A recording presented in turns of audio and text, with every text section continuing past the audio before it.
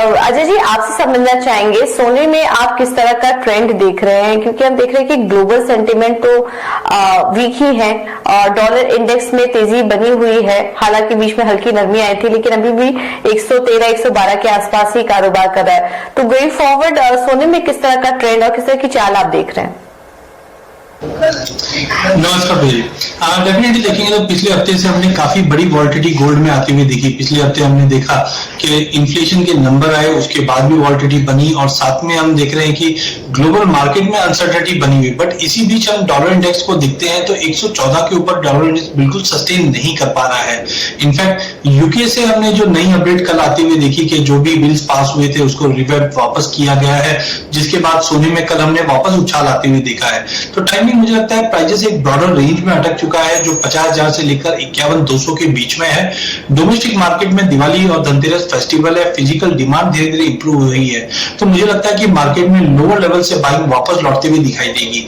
No doubt 1720-25 से हमने लगभग 1650 तक का फॉल देखा है, बट ये इन लाइन ऑफ एक्सपेक्टेशन है क्योंकि पिछले महीने हमने देखा था कि 0.75 का जो रेट हाइक हुआ था, जिसके बाद लगभग सोने में $100 से ज्यादा की तेजी आई थी। तो उसी में थोड़ा सा एक करेक्शन है बिकॉज नवंबर में फिर से 0.75 का रेट हाइक होगा। बट आई थिंक जो 1620 के लेवल देखे थे वो अब एक बॉटम बनते हुए दिखाई दे रहे हैं। डोमेस्टिक मार्केट में रुपए की गिरावट भी सपोर्ट करे, तो इसी बीच मुझे लगता है कि 50-300 के पुल बैक पे लेके चलिए। 50-600 से 50-850 तक के टारगेट देखने मिल सकते, बट दायरे में मार्केट ट्रेड करता हुआ दिखाई देगा। अजय, एक और सवाल हमें एक दर्शक आया है एसके बंसल जी का। इन्होंने गोल्ड 8,549 रुपए में खरीदा हुआ है। ये जानना चाह रहे हैं कि माफ कीजिएगा 8,559 रुपए में खरीदा हुआ है। ये जानना चाह रहे हैं कि इस तरह पे क्या करना चाहिए, आपकी राय क्या होगी? मैं कमोडिटी नहीं सुन पा रहा हूँ। 8,000 तो गोल्ड रहेगा नहीं। ओके, सोने की अगर हम बात करें तो मुझे लगता है कि मार्केट जैसे मैंने अभी बताया दायरे में ही है। अगर क्योंकि रेट मुझे नहीं लगता 8500 गोल्ड के लिए रहेगा। अगर गोल्ड में निवेश है तो मुझे लगता है कि बने रहना चाहिए। No doubt November first week में जो रेट हाइक है उसका एक थोड़ा कंसर्न जरूर है, बट फिर भी मुझे लगता है कि जो डोमेस्टिक डिमांड है और सभी को देखते हुए 51,200 तक के लेवल हम देख सकते हैं। तो गोल्ड में अगर इनका निवेश है तो उनको बने रहना चाहिए। अजय, कच्चा तेल इस वक्त 91 के पास कारोबार कर रहा है। ब्रेंट क्रूड की अगर बात करेंगे तो आने वाले समय के लिए क्या तेजी की कुछ ट्रिगर्स देख रहे हैं या फिर इन्हीं स्तरों के आसपास ही ये कच्चा तेल कारोबार करता हुआ नजर आएगा? देखिए, जैसे कि हम जानते हैं कि विंटर्स के अंदर डिमांड थोड़ी बढ़ भी जाती है और जिस ढंग से गैस के प्राइसेस में जो इलेक्शन की तेजी आई थी, जिसके चलते क्रूड में भी हमने एक बाउंस देखा था। सबसे बड़ा ट्रिगर तो ओपेक के प्रोडक्शन कट का जो 1 नवंबर से लागू है, बट उसके विपरीत हम देख रहे हैं कि चाइना में जो स्लो डाउन जो नंबर्स आ रहे हैं वो थोड़े खराब है। इनफैक्ट आज मॉर्निंग में ही व्हाइट हाउस से अपडेट है कि कच्चे तेल को स्ट्रेटेजिक रिजर्व से कुछ और सेलिंग यूएस कर रही है, जिसके चलते प्राइजेस एक दबाव में बनते हुए दिखाई दे रहा है। ओवरऑल अगर हम बात करें तो मुझे लगता है प्राइजेस 6800 से लेकर 7250 का एक ब्रॉडर रेंज रहेगा।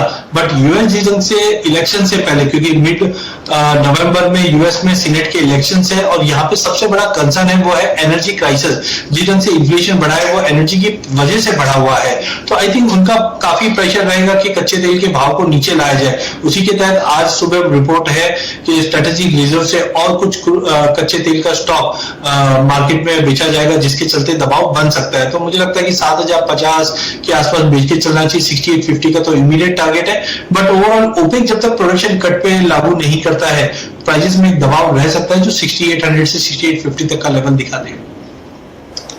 अजय, आपका क्या व्यू बन रहा है? इस वक्त तो इनके स्तरों से काफी नीचे आ चुका है, 488 के पास कारोबार कर रहा है, नुकसान में है, क्या करना चाहिए इन्हें? देखिए, नेचुरल गैस में हमने देखा कि जिस ढंग से जर्मनी और यूके में जो स्टोरेज कैपेसिटी है वो 91-95% के ऊपर आ चुकी है, जिसके चलते दबाव है। यूएस से भी हमने देखा एलएनजी एक्सपोर्ट्स में गिरावट है, जो स्टॉक पिछले 4 हफ्तों से कंटिन्यू 100 BCF से बढ़ता हुआ दिखाई दे रहा है, जिसके चलते एकाएक पिछले 2 सेशंस में हमने एक बड़ी गिरावट आती हुई देखी। करंटली अगर देखा जाए तो 524 का लेवल काफी इंपॉर्टेंट है, जो 200 मूविंग एवरेज है डेली चार्ट पे। जब तक प्राइसेस 524 के ऊपर नहीं जाता है, ट्रेंड वीक है। नो डाउट कल हमने बड़ी 7% की बड़ी गिरावट देखी है, तो टेक्निकली मुझे लगता है एक बाउंस देखने मिल सकता है जो 508 से 510 तक का लेवल दिखा दे। वहां पे इनको एक बार रिव्यू करना चाहिए। और अगर डाउन ट्रेंड कंटिन्यू रहता है तो वहां से एग्जिट करना चाहिए, बिकॉज जब तक 524 के ऊपर नहीं निकलता है आई थिंक 470 से 525 का जो रेंज है इसी रेंज में रहेगा। बट कल की गिरावट के बाद आज एक बाउंस जरूर देख रहे हैं मॉर्निंग से ही, जो मुझे लगता है 508 510 तक का एक रिबाउंड दिखा सकता है। अजय, आपका क्या व्यू बन रहा है ग्वार पर, और कितनी वीकनेस आ सकती है इसमें? देखिए, गवार में हमने पहले ही देखा था कि क्रॉप साइज एस्टिमेट काफी स्ट्रांग थे, जहां पे उम्मीद थी 1 करोड़ के ऊपर की इस बार प्रोडक्शन आएंगे, जिसकी वजह से हमने ऑलरेडी 4500-4600 के लेवल देख चुके थे। बट कहीं ना कहीं जो एनर्जी क्राइसिस यूके और यूएस में बने हुए हैं ये एक्सपोर्ट को बढ़ावा देगा। तो मुझे लगता है कि अभी तो अराइवल प्रेशर के चलते 12-13 तारीख तक, नवंबर के 12-13 तारीख तक मार्केट एक दायरे में रहेंगे, जो नीचे में 4550 से लेकर 4900 के बीच में गवार से ट्रेड करता हुआ दिखाई देगी। गवार कम में भी 8800 से लेकर 9500 के बीच में ही ट्रेड करेंगे। बट जो बड़ी तेजी या कुछ ट्रेंड रिवर्सल की जो बातें हो रही है वो सब 15 नवंबर के आसपास के बाद ही होगा, क्योंकि यूएस में मिड टर्म इलेक्शन भी है। और जैसे मैंने रिसेंटली कहा था कच्चे तेल के लिए भी कि यूएस अपना खुद का प्रोडक्शन बढ़ाने की पूरी कोशिश कर रहा है, बट जब तक कैपेक्स एलोकेशन नहीं होगा तब तक ये ट्रिगर नहीं आएगा। तो मुझे लगता है मिड टर्म इलेक्शन के रिजल्ट के करीब वहां पे मुझे लगता है कुछ बड़ा ट्रिगर मिल सकता है।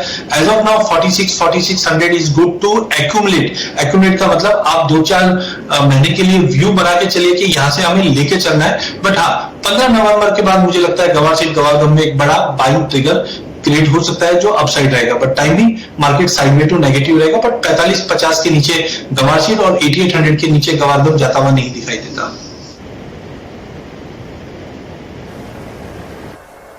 ओके, तो गिरावट में धीरे धीरे करके खरीदने की कोशिश करें। इलेक्शंस की जो अनाउंसमेंट होने वाला है 15 नवंबर के बाद हम देखेंगे कि अच्छी तेजी आ सकती है। तो ये स्तर काफी अच्छे हैं धीरे धीरे एक्यूमुलेट करने के। अजय, आप एक बार स्पाइसेस पर भी अपना व्यू शेयर करिए। आज हम देख रहे हैं कि हल्दी में काफी ज्यादा बिकवाली हावी है, 3.5% से ज्यादा की गिरावट वहां पर देखने को मिल रही है। क्या व्यू बन रहा है आपका? अगर किसी की ट्रेडिंग पोजीशन है इसमें तो क्या करना चाहिए इस वीकनेस में? देखिए, ट्रेडिंग पॉइंट ऑफ व्यू से अगर हम देखें तो we should look for November month इस वक्त 1% की तेजी के साथ ट्रेड कर रहा है। रिसेंटली हमने देखा जो महाराष्ट्र में बरसातें हुई है जिसकी वजह से काफी क्रॉप डैमेजेस थी, जिसकी वजह से हमने प्राइसेस में गेन आते हुए देखा। बट कैरी ओवर स्टॉक और सोइंग के नंबर्स काफी ज्यादा हाई है, जिसकी वजह से एक्स्ट्रा ऑर्डिनरी बड़ी तेजी तो नहीं लग रही। जो दायरा है वो हमें लगता है नवंबर वायदे के लिए 7100 से लेकर 7650 का रहेगा। जो डैमेजेस है, क्योंकि कल भी बरसातें महाराष्ट्र में काफी एक्टिव थी, तो हो सकता है अगले 2-3 सेशन के अंदर